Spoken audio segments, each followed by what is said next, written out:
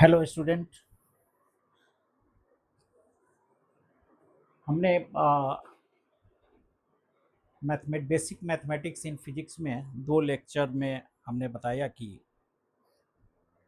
Trigonometric का ratios के important values कौन कौन से हैं, वेक्टर्स का एडिशन सब्सट्रैक्शन मल्टीप्लिकेशन कैसे करते हैं, वेक्टर को रिप्रेजेंट कैसे किया जाता है। उसमें दो टॉपिक बच गया था, डिफरेंशिएशन और इंटीग्रेशन। मैं कोशिश करूँगा कि आज मैं उसकी ब्रीफ चर्चा करूं, लेकिन आज हम एक नया चैप्टर शुरू कर रहे हैं जो फिजिक्स का पहला चैप्टर है, यूनिट एंड डायमेंशन। जितने फिजिकल क्वांटिटीज हैं उनको रिप्रेजेंट करने के लिए हमें यूनिट की आवश्यकता होती है। बेसिक यूनिट 7 हैं और उस 7 यूनिट के आधार पर ही जितने भी फिजिकल क्वांटिटीज हैं उसको हम लोग रिप्रेजेंट करते हैं। तो पहले यूनिट्स के बारे में यदि कहें तो यूनिट को दो वर्ग में बांटा गया है। एक को कहेंगे बेसिक यूनिट और इसको फंडामेंटल यूनिट भी कहते हैं, बेसिक या fundamental unit.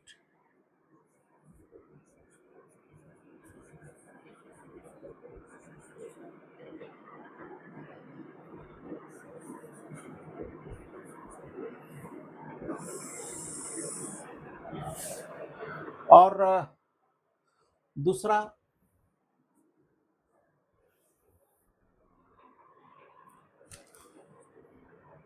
Supplementary unit.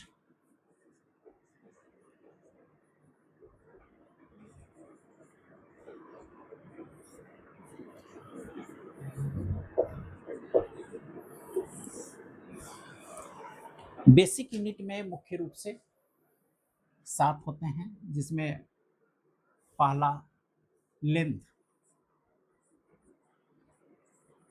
Length को हम एल से रिप्रेजेंट करेंगे। और जैसा कि हम जानते हैं कि ऐसा यूनिट में लेंथ को हम मीटर में मेजरमेंट करते हैं। दूसरा मास, जिसे हम कैपिटल एम से रिप्रेजेंट करेंगे और इसका ऐसा यूनिट केजी होता है। तीसरा टाइम, जिसे कैपिटल टी से रिप्रेजेंट करेंगे और इसका बेसिक यूनिट हम इसे सेकेंड में मेजर करते हैं। चौथा यूनिट एम्पियर, इसको हम ए से रिप्रेजेंट करते हैं। एम्पियर करंट का यूनिट है और करंट के बारे में डेफिनेशन यह है कि किसी वायर से यदि टी टाइम में क्यू चार्ज गुजरता है, वायर के किसी क्रॉस सेक्शन से यदि टी टाइम में क्यू चार्ज गुजरता है तो क्यू बाई टी, यानी एक सेकेंड में जितना चार्ज उस वायर के किसी क्रॉस सेक्शन से क्रॉस करेगा वही उस वायर का करंट कहलाता है। और इस करंट को हम एम्पियर में मापते हैं।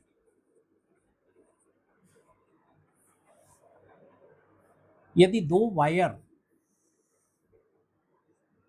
में करंट फ्लो हो रहा हो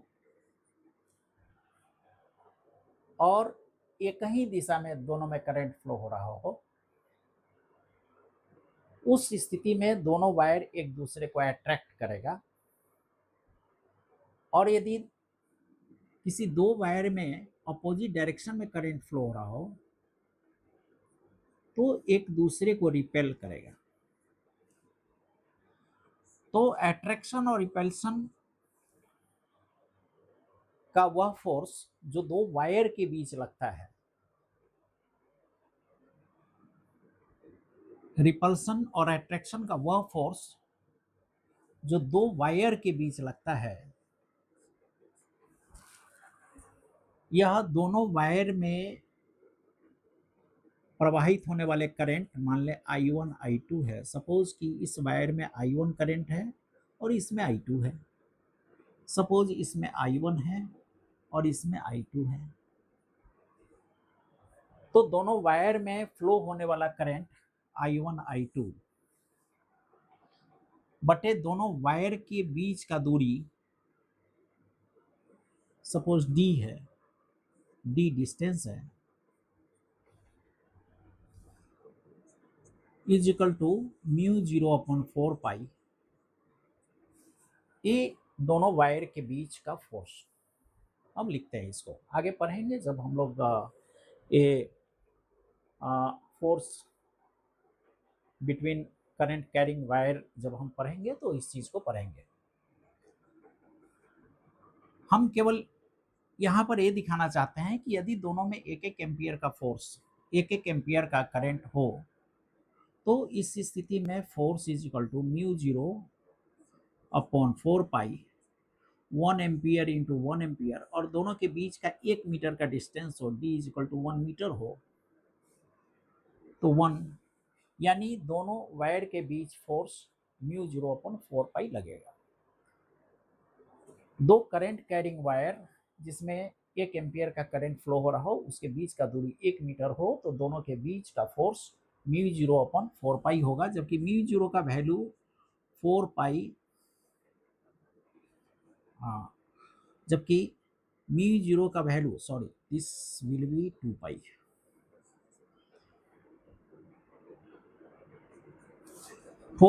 म्यू 0 का वैल्यू 4 पाई इंटू 10⁻⁻7 होता है और 2 पाई से यदि मल्टीप्लाई करें तो force is equal to 2 into 10⁻⁻7 newton. यानी इसको इस तरह से हम कह सकते हैं कि दो वायर जो एक दूसरे से 1 मीटर डिस्टेंस पर रखा हुआ हो और उसमें 1 एम्पियर का करंट फ्लो हो रहा हो तो उसके बीच जो फोर्स होगा वह 2 इंटू 10⁻⁻7 न्यूटन होगा। अब इसको इस तरह से उल्टा हम कह सकते हैं कि दो वायर जो 1 मीटर की दूरी पर रखा गया हो और यदि दोनों के बीच 2 इंटू 10⁻⁷ न्यूटन का फोर्स लग रहा हो तो the current flowing through that wire will be 1 ampere. 1 ampere जो यहाँ बेसिक या मेरा फंडामेंटल यूनिट है। तो हम इसको अब इस तरह से कहेंगे कि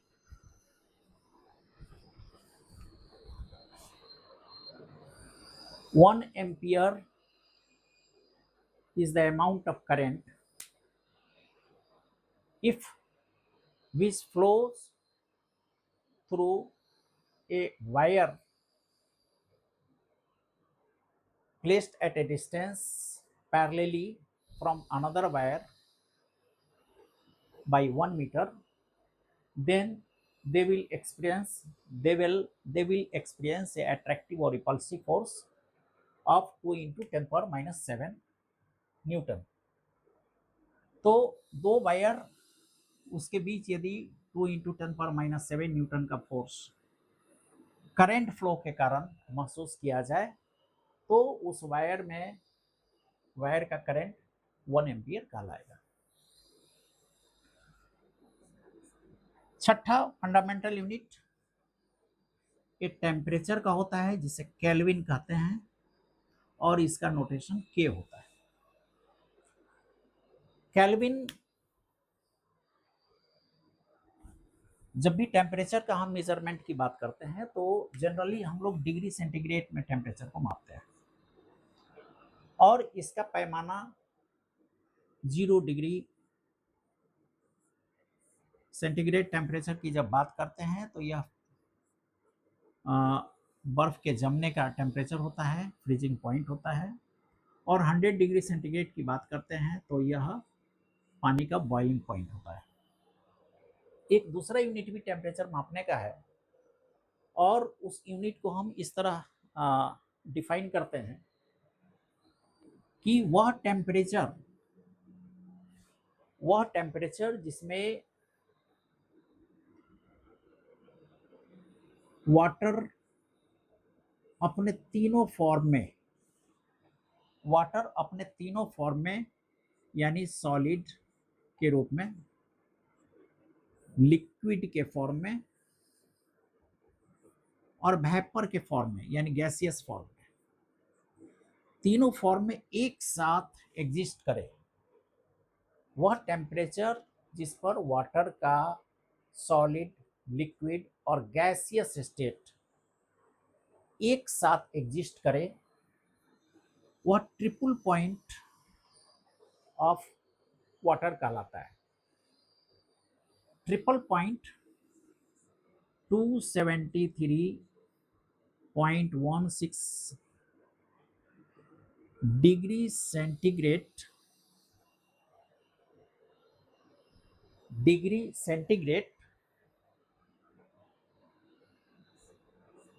माइनस में होता है। 273.16 डिग्री सेंटीग्रेड माइनस, यह वाटर का ट्रिपल पॉइंट होता है। और केल्विन सिस्टम में, यह टेम्परेचर का डिग्री सेंटीग्रेड सिस्टम हुआ। केल्विन सिस्टम में इसी टेम्परेचर को हम 0 डिग्री केल्विन कहते हैं। अर्थात यदि किसी डिग्री सेंटीग्रेड के टेम्परेचर को हम केल्विन टेम्परेचर में निकालना चाहें तो उस डिग्री सेंटीग्रेड में 273 से 273.16 हमें ऐड करना होगा। यानी 0 डिग्री की हम बात करें तो वह केल्विन में 273.16 केल्विन होगा। यदि 100 डिग्री की बात करें, जो बॉइलिंग पॉइंट ऑफ वाटर होता है 100 डिग्री सेंटीग्रेड, यानी केल्विन में 373.16 होगा। तो ट्रिपल पॉइंट, इसको triple point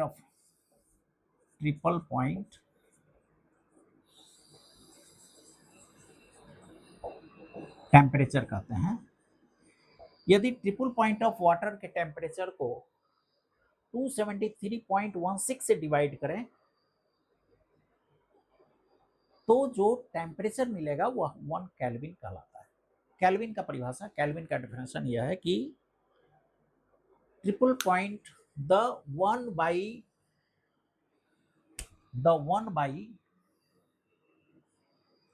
273.16 part of triple point of water,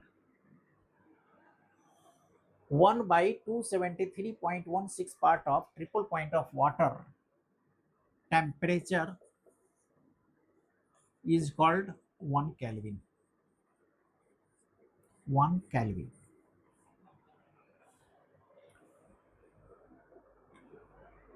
kelvin का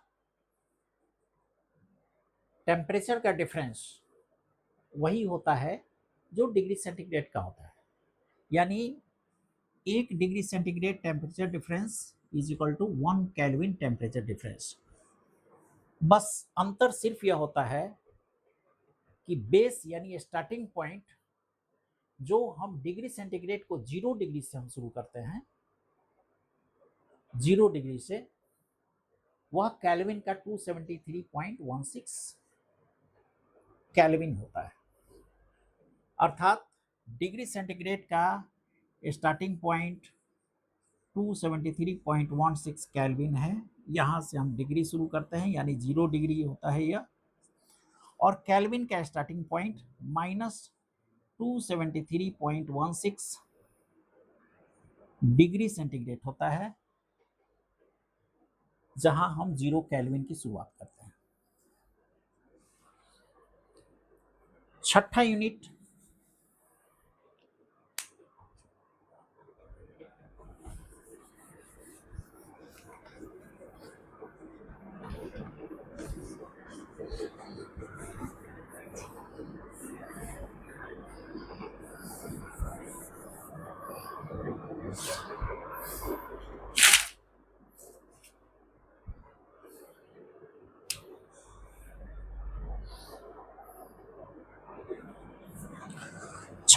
मोल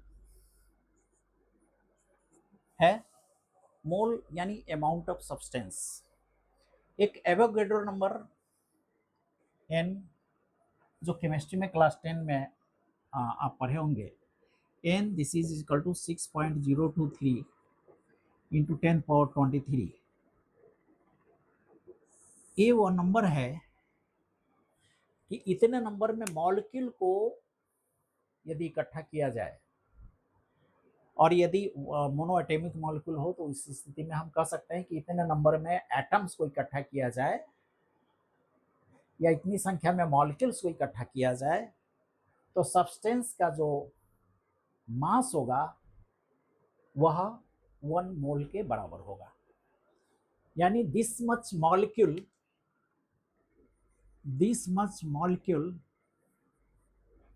of any substance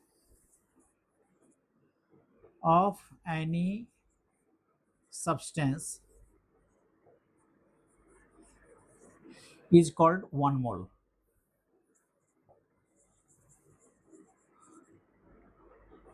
Is called 1 mole of that substance.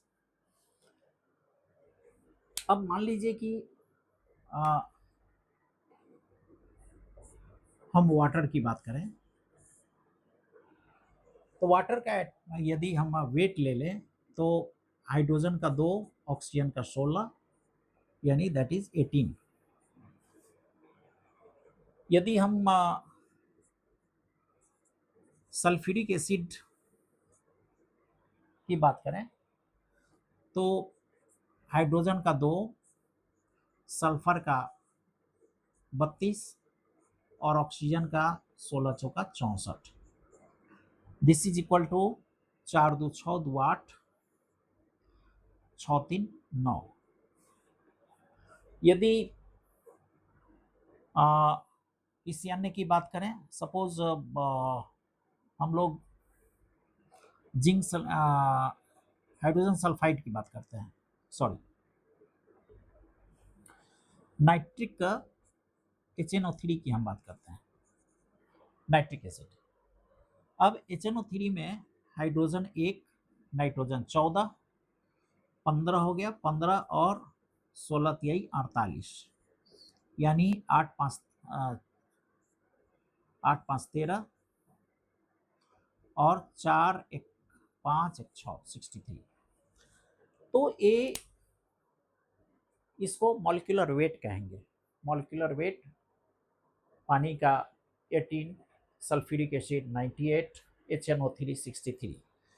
तो किसी भी कंपाउंड, किसी भी एलिमेंट, किसी भी सब्सटेंस के मॉलिक्यूलर वेट को यदि हम ग्राम में व्यक्त करें, यानी इसको ग्राम हम लिख दें, तो 18 ग्राम H2O में, वाटर का मॉलिक्यूल एवोगैड्रो नंबर के बराबर होगा। इसी तरह सल्फ्यूरिक एसिड में 98 मॉलिक्यूलर वेट है, तो 98 ग्राम यदि सल्फ्यूरिक एसिड की हम बात करें तो इसमें number of molecules of sulphuric acid Avogadro number के बराबर होगा। इसी तरह नाइट्रिक एसिड में HNO3 में यदि मॉलिक्यूलर वेट 63 है, 63 ग्राम HNO3 will be 1 mole of HNO3।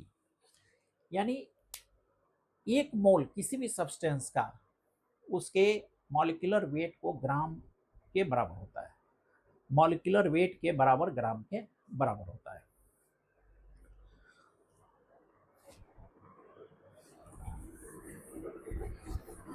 और 1 मोल में, किसी भी सब्सटेंस के 1 मोल में एवोगैड्रो नंबर के बराबर मॉलिक्यूल्स होता है। अब इसका 7वां बेसिक यूनिट कैंडेला।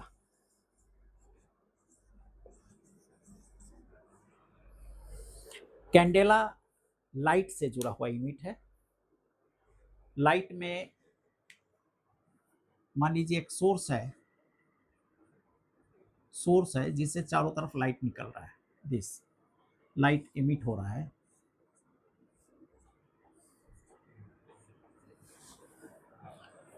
तो इस सोर्स के द्वारा 1 सेकेंड में जितना लाइट एमिट किया जाएगा, 1 सेकेंड में जितना लाइट एमिट किया जाएगा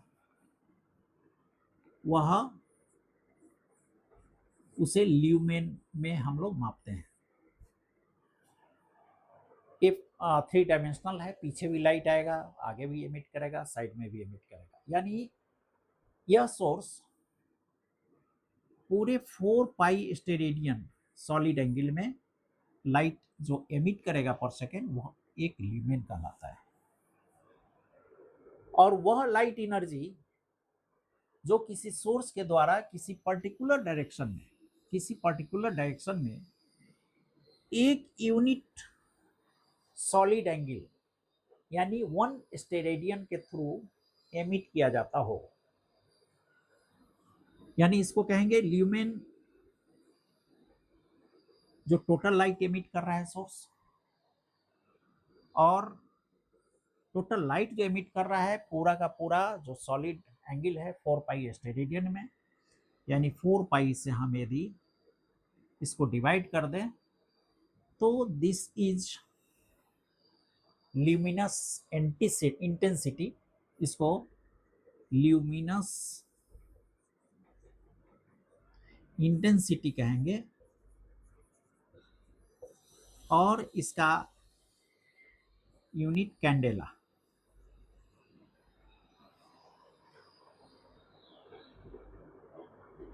और कोई प्रकाश, कोई लाइट एनर्जी यदि किसी सरफेस के यूनिट एरिया पर पड़ता हो, मतलब किसी सरफेस के यूनिट एरिया पर जितना लाइट एनर्जी आ रहा हो उसे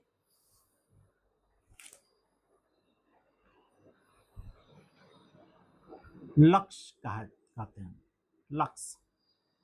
lux means light energy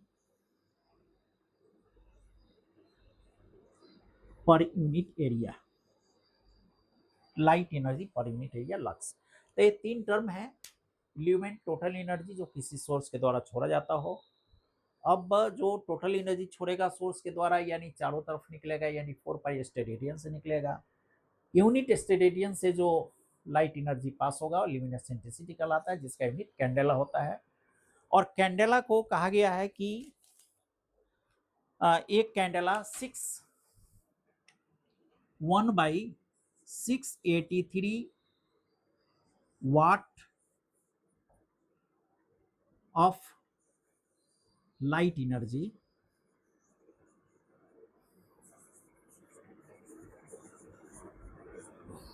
163 watt of light energy यदि एक स्टेरेडियन एंगल के थ्रू निकलता हो तो उसे उस यूनिट को एक कैंडेला, मतलब ल्यूमिनस इंटेंसिटी एक कैंडेला कहलाता है। तो कैंडेला भी एक बेसिक यूनिट है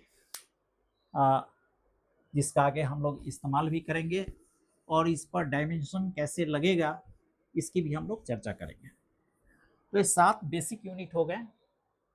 लेंथ, मास, टाइम, एम्पियर, केल्विन। मोल को MOL से डिनोट करते हैं, मोल को MOL से डिनोट करते हैं, और कैंडेला को CD से डिनोट करते हैं, कैंडेला। अब 2 सप्लीमेंट्री यूनिट है। सप्लीमेंट्री यूनिट में एक प्लेन एंगल,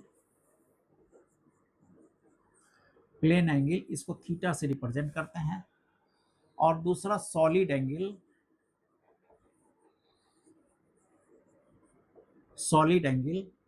जिसको ओमेगा से रिप्रेजेंट करते हैं। प्लेन एंगल का यूनिट होता है रेडियन, और सॉलिड एंगल का यूनिट स्टेरेडियन होता है।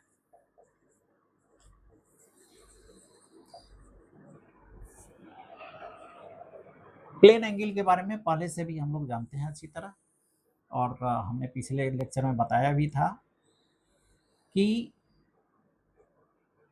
यदि 180 डिग्री एंगल हम बनाते हैं तो यह पाई रेडियन के बराबर होता है, पाई रेडियन।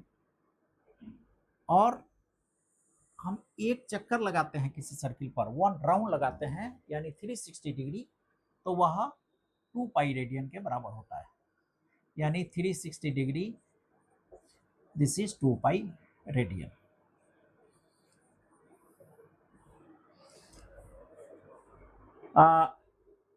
यानी इस प्लेन एंगल में दूसरे तरह से यह कह सकते हैं, यदि रेडियस r हो सर्किल का, तो r दूरी चलने पर, इस सर्किल में r दूरी चलने पर जो एंगल सेंटर में बनता है वह एक रेडियन कहलाता है। r दूरी चलने पर जो एंगल बनेगा सेंटर पर वह r रेडियन कहलाता है। इसी तरह सॉलिड एंगल में एक पॉइंट पर, मतलब एक स्फीयर अपने सेंटर पर टोटल 4 पाई सॉलिड एंगल बनाता है, और चूंकि यूनिट स्टेरेडियन है तो 4 पाई स्टेरेडियन सॉलिड एंगल बनाएगा। यानी यूनिट एरिया, किसी स्फीयर का यूनिट एरिया के द्वारा अपने सेंटर पर बनाया गया सॉलिड एंगल एक स्टेरेडियन कहलाता है। किसी यूनिट एरिया के द्वारा अपने सॉलिड के स्फीयर के किसी यूनिट एरिया के द्वारा सेंटर पर बनाया गया एंगल एक स्टेरेडियन कहलाता है। तो जिस तरह प्लेन में रेडियन है यानी r के द्वारा बनाया गया, उसी तरह इसमें स्फीयर में स्टेरेडियन यानी सॉलिड एंगल में स्टेरेडियन है। तो ये 2 इकाई है जिसका इस्तेमाल हम लोग करेंगे समय समय पर। तो यहाँ तक हम लोग पहुँच गए कि फंडामेंटल यूनिट 7 हैं और सप्लीमेंट्री यूनिट 2 हैं। अब इसी यूनिट के आधार पर कुछ फिजिकल क्वांटिटीज का हम लोग डायमेंशन निकालना सीखेंगे।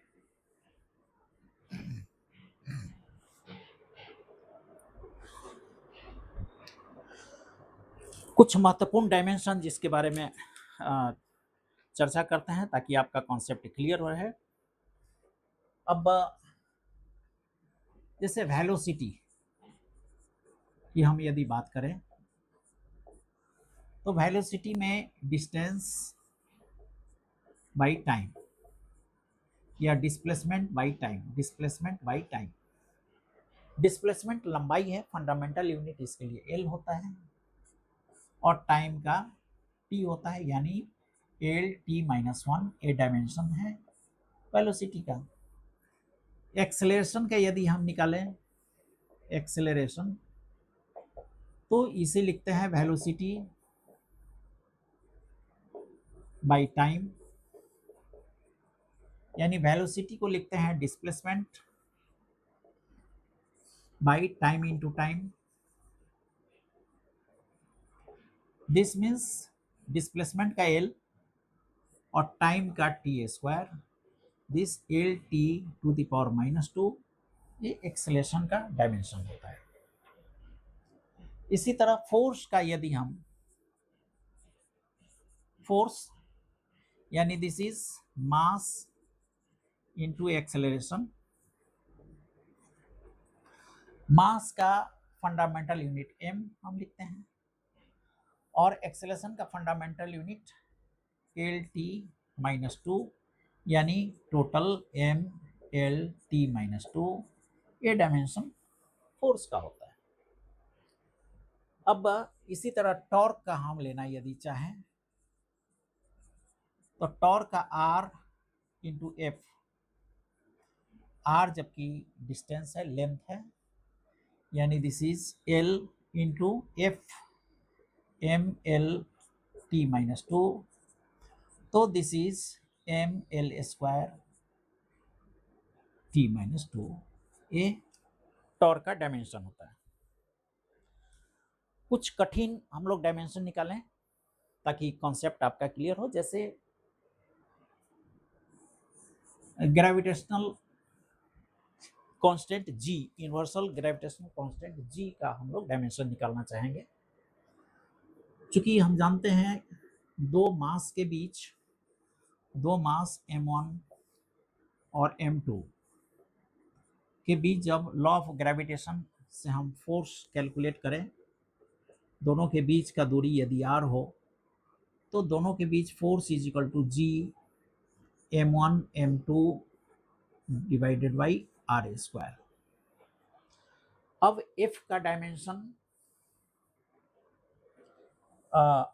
यहाँ पर हम निकाल चुके हैं mlt-2, यानी इसको हम लिखेंगे mlt-2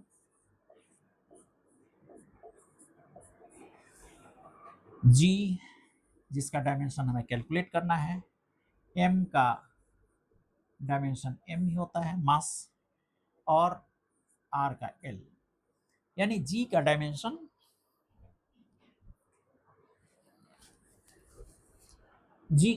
निकालना हो तो g का dimension m l3 t-2 divided by m square. This is m-1 l-3 t-2। ये डायमेंशन हुआ कैपिटल G का, ग्रेविटेशनल कांस्टेंट G का। इसी तरह कुछ अन्य का हम लोग निकालें, जैसे सरफेस टेंशन के बारे में हम देखते हैं। सरफेस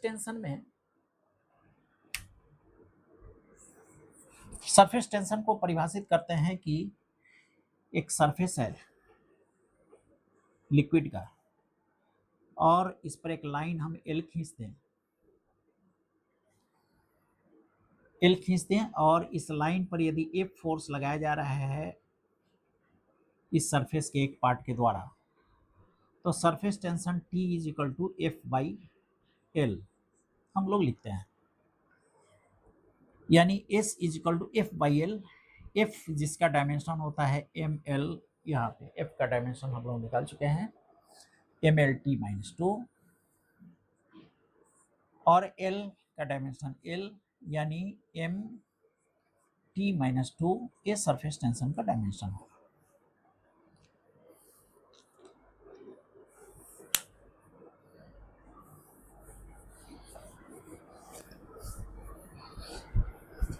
अभी तक जिस डायमेंशन का भी हम चर्चा किए हैं उसमें फंडामेंटल यूनिट m, l और t का ही केवल इस्तेमाल हुआ है।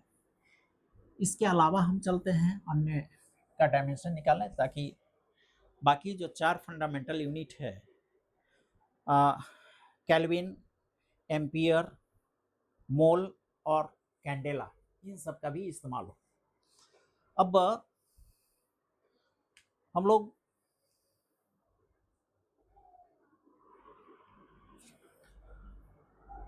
थर्मल कंडक्टिविटी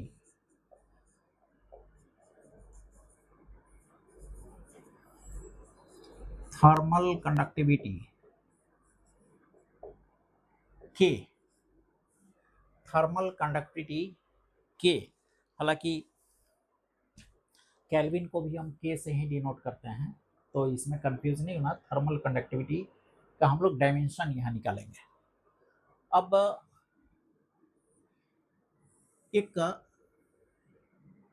इस तरह का मेटल रॉड है जिसका क्रॉस सेक्शन एरिया A है, इसकी लंबाई L है, यहाँ का टेम्परेचर मान लीजिए θ1 है, यहाँ का टेम्परेचर θ2 है, तो टेम्परेचर का डिफरेंस θ2 माइनस θ1,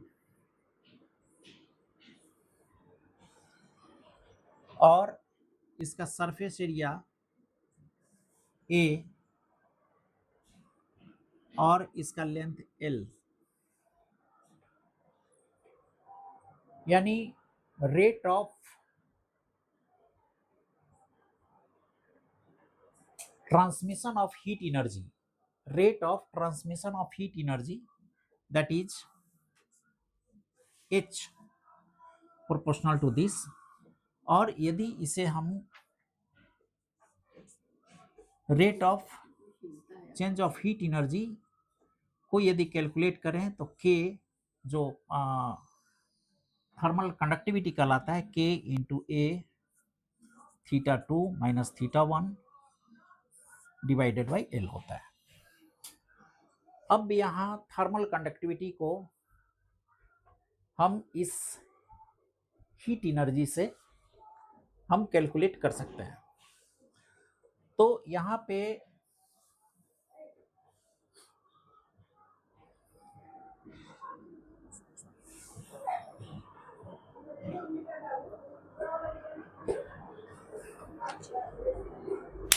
चलिए ओके, टेम्परेचर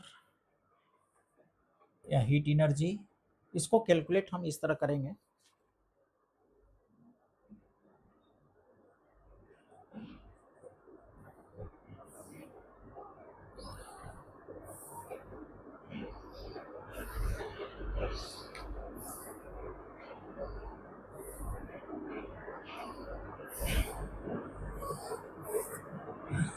दिस इज के को हम कह सकते हैं H L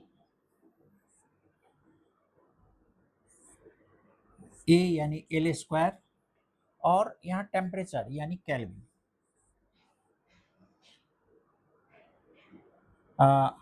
दिस कंडक्टिविटी कहलाएगा, कंडक्टिविटी कह दे, और एक केल्विन का है। तो ये हीट एनर्जी है। हीट एनर्जी यानी एनर्जी का डायमेंशन हम यहाँ ले सकते हैं। एनर्जी का डायमेंशन आप देखें, जिस प्रकार यदि वर्क हम कैलकुलेट करें तो F इंटू एस, यानी F का डायमेंशन ले ले mL(T-2) और S का डायमेंशन L ले ले, तो दिस इज mL² T-2। ये वर्क का डायमेंशन होगा, और वर्क भी एनर्जी है जिस तरह हीट एनर्जी है, अतः इसके डायमेंशन को हम mL² T-2 into L by L² into K, that is L² cancel, mL(T-2) time का T-2, सॉरी ये T mL KLT, ठीक है, ओके, T-2 और इंटू K-1, ये डायमेंशन है कंडक्टिविटी, थर्मल कंडक्टिविटी का डायमेंशन है। इसी तरह यदि हम इलेक्ट्रिक चार्ज Q का डायमेंशन निकालना चाहें, इलेक्ट्रिक चार्ज Q का डायमेंशन यदि हम निकालना चाहें,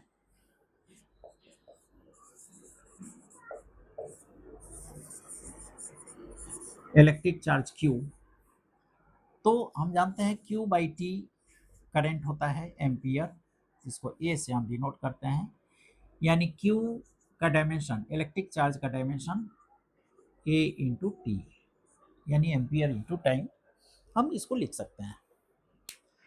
तो ये हुआ कुछ डायमेंशन निकालने का जो तरीका होता है। अब हम लोग इसकी उपयोगिता पर बात करेंगे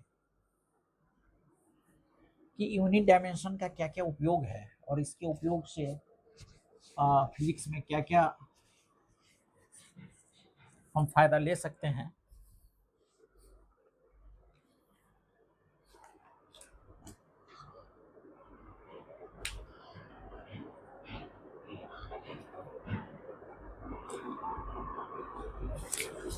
सबसे पहला जो उपयोग है इसका,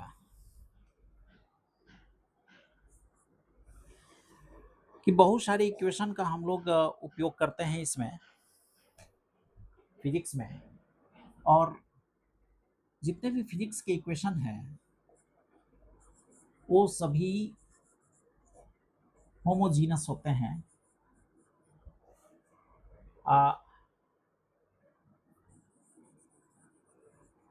होमोजीनस इक्वेशन इन फिजिक्स। अब जैसे मान लीजिए कि हम किसी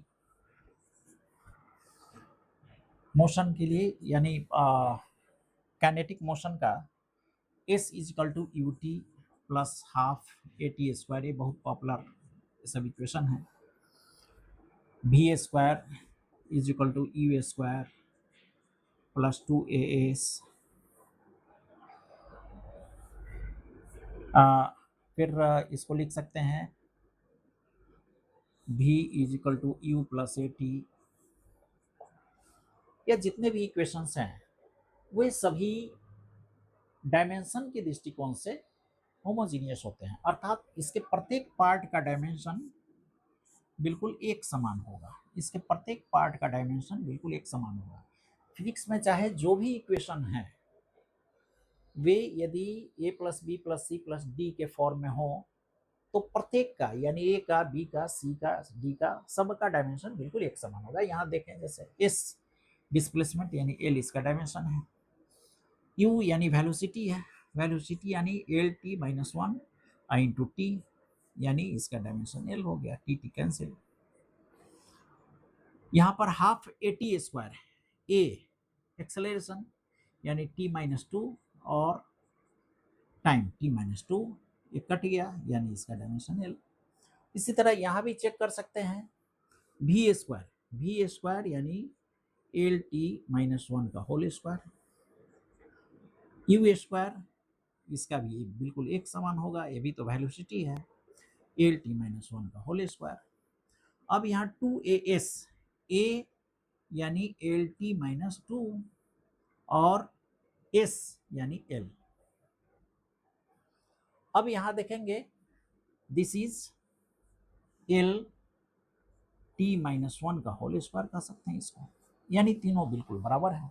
इसी तरह इसमें भी चेक कर सकते हैं प्रत्येक टर्म में किसी फिजिक्स के किसी भी इक्वेशन का प्रत्येक टर्म का डायमेंशन बिल्कुल एक समान होता है। दूसरा इसमें है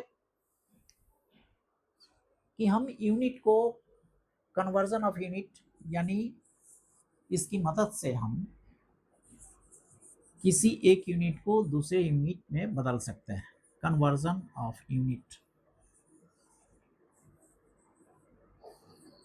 अब जैसे फिजिक्स में जब सबसे पहले अध्ययन शुरू हुआ था तो उस समय एफपीएस सिस्टम का इस्तेमाल होता था, जिसमें लंबाई को फुट में, वेट को, उसके मास को पाउंड में और समय को सेकंड में मेजर किया जाता था। बाद में फिर एक सिस्टम एमकेएस आया जिसमें लंबाई को मीटर में, मास को किलोग्राम में और इसको सेकंड में किया जाने लगा।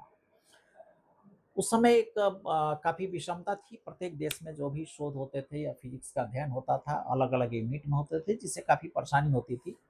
बाद में इंटरनेशनल कन्वेंशन के जरिए एक यूनिट जो एसआई यूनिट के नाम से प्रसिद्ध हुआ, दुनिया के सभी देशों ने अपनाया, जिसमें हम लंबाई के लिए मीटर का प्रयोग करते हैं एसआई यूनिट में, और वेट के लिए हम केजी का उपयोग करते हैं और समय के लिए सेकंड का उपयोग करते हैं। यानी वर्तमान में जो एसआई यूनिट है उस यूनिट में हम इसी तरह से लेते हैं कि मीटर में हम लेते हैं, मीटर मेरा यूनिट है लंबाई के लिए, और वेट के लिए केजी और सेकंड टाइम के लिए। अब लेकिन एक यूनिट और फ्रांस में बहुत पहले से डेवलप था जिसको सीजीएस यूनिट कहा जाता है। सीजीएस यूनिट ये भी काफ़ी डेवलप्ड यूनिट था, जिसमें हम लंबाई को सेंटीमीटर में लेते हैं और ग्राम में लेते हैं मास को, और इसको सेकंड में लेते हैं। अब जैसे हम यदि वर्क की बात करें तो सीजीएस यूनिट में वर्क का इकाई अर्ग होता है, फोर्स का इकाई डाइन होता है, और इसमें कहा जाता है कि यदि किसी 1 ग्राम के वस्तु पर 1 डाइन का बल लग के 1 सेंटीमीटर उसे डिस्प्लेस करता है तो किया गया काम 1 अर्ग का लाता है। इसी वर्क को एसआई सिस्टम में यदि हम लेते हैं तो काम के यूनिट को हम जूल कहते हैं, फोर्स के यूनिट न्यूटन होता है और डिस्प्लेसमेंट का यूनिट मीटर होता है, जबकि इसमें सेंटीमीटर होता है।